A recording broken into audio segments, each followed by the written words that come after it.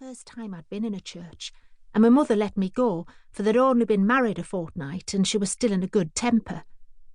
In spite of not understanding a word that was said, I liked that church very much. What with all the bumming up and down, it was as good as the pictures.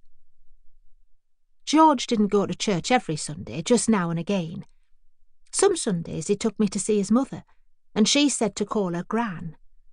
But the first time I referred to her as Gran at home, my mother took me into the bedroom and, grabbing me by the shoulders, shook me as she said, "You're not to call that woman Gran. She's an awful woman. Common." One thing I learned early, my mother was everything but common. She didn't talk common, she didn't act common, she didn't look common. She was about 5'4" in height and had a lovely figure and was pretty. She had large grey eyes, dark hair with a deep wave in it, and a small mouth, and she always spoke nicely, correctly. She was an only child, and she'd been born in this house, 7 Wellandmore Terrace, Felburn. Her father had been a draftsman, drawing ships' insides, so I understood from the few times she spoke about him. Her mother had been a music teacher. She didn't talk very much about her either. They'd both died before I was born. So why, her not being common at all, had she to marry a man like George? Because you couldn't get anybody more common than George. He smoked and he drank and he used language. He laughed a lot and very loudly. And then he wasn't a nice eater, he guzzled. But George was nice. He altered my life, for a time. I always used to associate him with colours. When he came into the house, it turned bright yellow.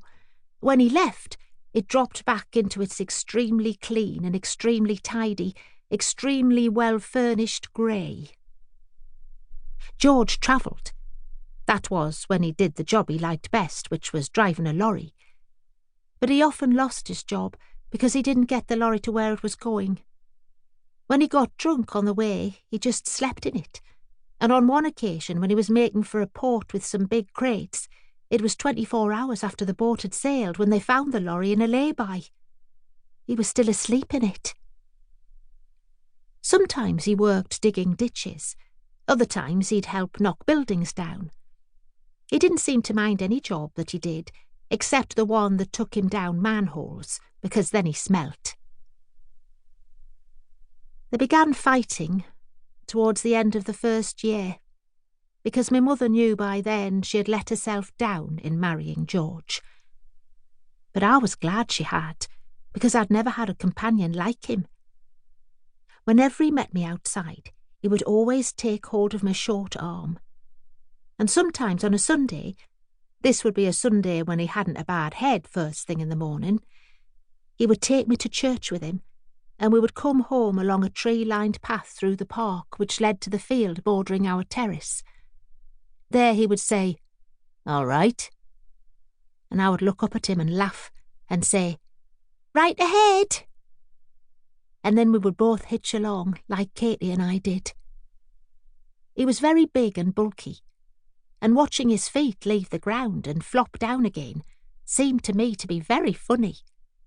And always before the end of the path I would lean against him and laugh until my body shook. And then there was that memorable Sunday when he suddenly lifted me up until my face was level with his, and he said, "Maisie Rochester, it's a bloody shame. All round it's a bloody shame." I couldn't make out why the laughter should suddenly cease, and he was quiet on the way home. I only knew that in that moment I loved George Michael Carter, and I loved his mother, and to me they were the most wonderful people in the world. My world. I was 13 years old when George left us, and there was no question about how he popped off, because he came and told me that he was going. My mother had gone to a meeting of the literary circle. Apparently she'd been a member for years before she married George, and then she stopped going until 6 months ago when she started again. It was on